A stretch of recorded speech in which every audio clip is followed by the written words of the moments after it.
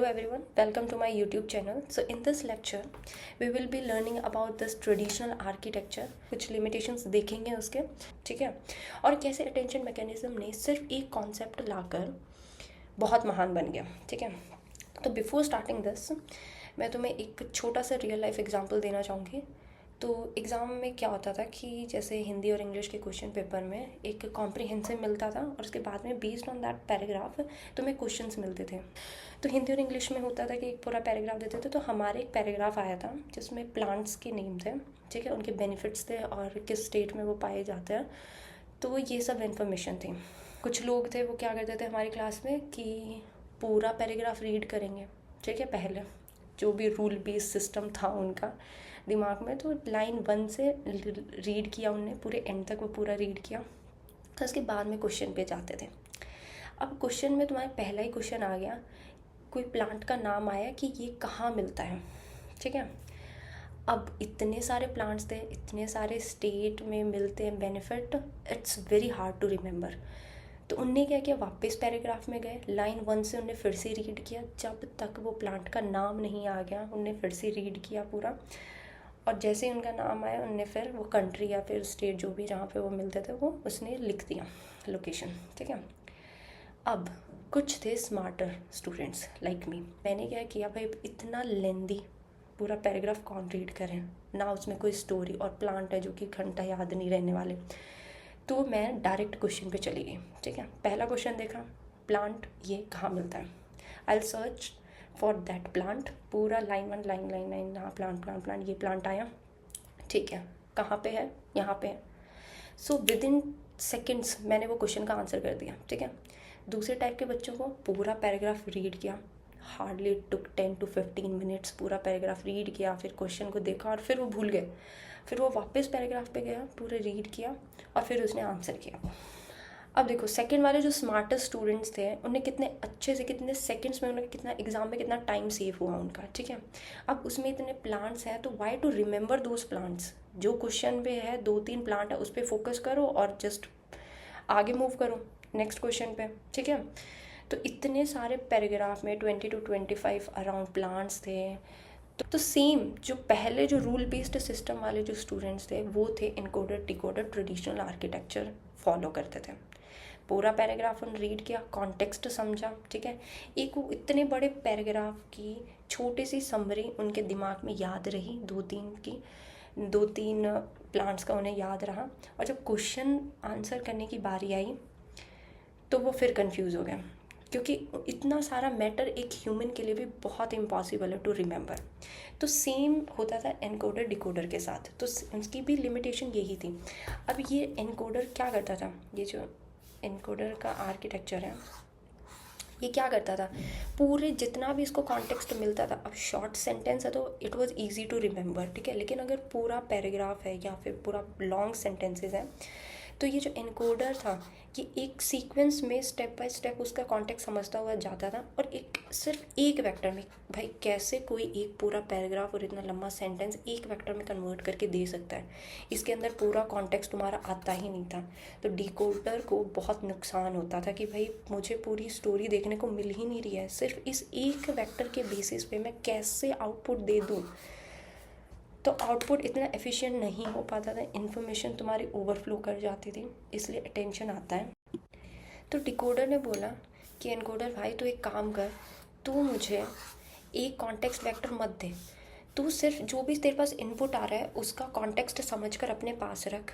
मैं तेरे पास आऊँगा, based on my requirement I will ask questions और उसके तुझे बस आंसर देने, ठीक है. ये चीज़ अटेंशन मैकेनिज्म ने ली. अब सेम चीज़ जो हम करते थे एग्ज़ाम पेपर में, क्वेश्चन पे जाएंगे, जो भी मेरे को चाहिए मैं जाऊँगा पीछे, जो एनकोडर जो पैराग्राफ को पूरा समझ कर रखा है उससे पूछूंगी कि मुझे इस प्लांट की डिटेल चाहिए. तो वो बाकी प्लांट पे इतना फोकस क्यों करेगा. तो अटेंशन मैकेनिज्म यही करता है. अटेंशन मैकेनिज्म क्या करता है, it only focus on relevant information, ठीक है. और कैसे फोकस करेगा, I will explain you the whole architecture. I made an architecture of attention mechanism. तो ये भी सेम ट्रेडिशनल में होता था, बस यहाँ पे एक जो लिमिटेशन थी कि सिर्फ एक कॉन्टेक्स्ट वेक्टर पे तुम्हारा जो ये डिकोडर है ये डिपेंड नहीं हो सकता। सिर्फ एक कॉन्टेक्स्ट वेक्टर पे तुम्हारा डिकोडर डिपेंड नहीं हो सकता, क्योंकि उसे आगे जाकर आउटपुट देना है, उसे चाहिए एक बहुत ज़्यादा डिटेल्ड नॉलेज। तो बस इस चीज़ को हटा दिया अटेंशन मैकेनिज्म ने बस। और डिकोडर ने क्या बोला कि अगर मुझे ये LSTM मॉडल्स हैं, तो LSTM 1 2 3 ये LSTM यूज़ हुए हैं। ये तुम्हारे सेंटेंस के वर्ड्स हैं। Let suppose word 1 word 2 how are you है, तो ये हाउ आर यू ऐसे करके, और ये तुम्हारा आउटपुट है बेस्ड ऑन दिस इनपुट। ठीक है, लेट सपोज कि L1 को जो आउटपुट देना है that will depend only on W1 और W2। ठीक है, L1 और L2 पे डिपेंड करता है, नॉट W1 W2। L1 को आउटपुट देने के लिए, मतलब इस LSTM को आउटपुट देने के लिए इन दो की नीड है बस, L3 की नीड ही नहीं है। ठीक है, तो ये क्या करेगा, सिर्फ इन दो LSTM का जो कॉन्टेक्स्ट है उस पर डिपेंड करेगा, उस पर फोकस करेगा बस। ठीक है, तो अब ये फोकस होता कैसे, कि कैसे तुम बोलते हो कि भाई ये इस पे जाकर फोकस करेगा। तो लेट सपोज कि ये सिर्फ इन दोनों पे फोकस करेगा। ठीक है, S2 को आउटपुट में लेने के लिए सिर्फ L2 की नीड है, और इसको L1 L2 L3 की नीड है। ठीक है, ऐसे करके अब सबने अपना अपना LSTM चूज़ कर लिया कि मुझे S2 आउटपुट में देने के लिए सिर्फ L2 के कॉन्टेक्स्ट जो भी इसने नॉलेज ले रखी है सिर्फ उस वेक्टर की। अब ये क्या करेगा, अब फोकस कैसे करते हैं, ये वेट असाइन करते हैं। तो ये क्या करेगा, इसको 0 वेट असाइन कर देगा। ठीक है, 0 कर देगा L3 को। ठीक है, और तुम्हारा जो L2 है उसका मान लो कि इसे इतनी रिक्वायरमेंट नहीं है जितनी L1 को है, तो लेट सपोज कि इसको थोड़ा कम वेट दिया। ठीक है, और L1 की बहुत है तो मान लो कि इसको इतना वेट दे दिया। ठीक है, तो ऐसे ऐसे करके ये वेट असाइन करते हैं। Attention mechanism based on their requirement, decoder को जो भी रिक्वायरमेंट आउटपुट में देने के लिए एनकोडर से उतने ही रिलेवेंट इन्फॉर्मेशन पे ही वो फोकस करेगा।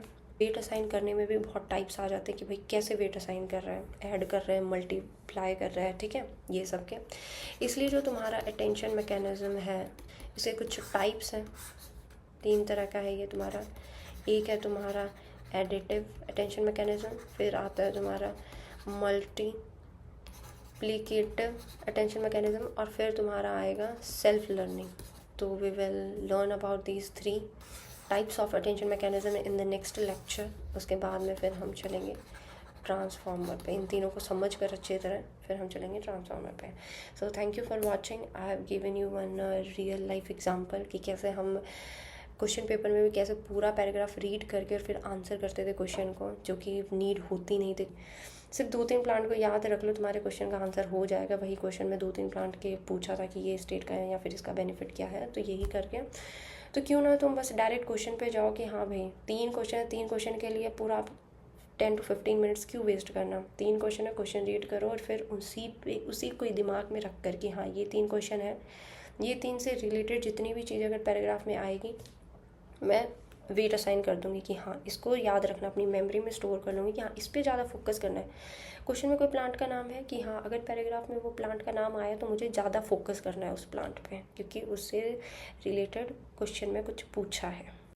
तो ऐसे ही काम करता है attention mechanism. It's all inspired by human brain कि कैसे काम करता है, कैसे तुम्हें टाइम रिड्यूस करना होता है और कैसे तुम्हारा आंसर ज़्यादा इफेक्टिवली आ जाए।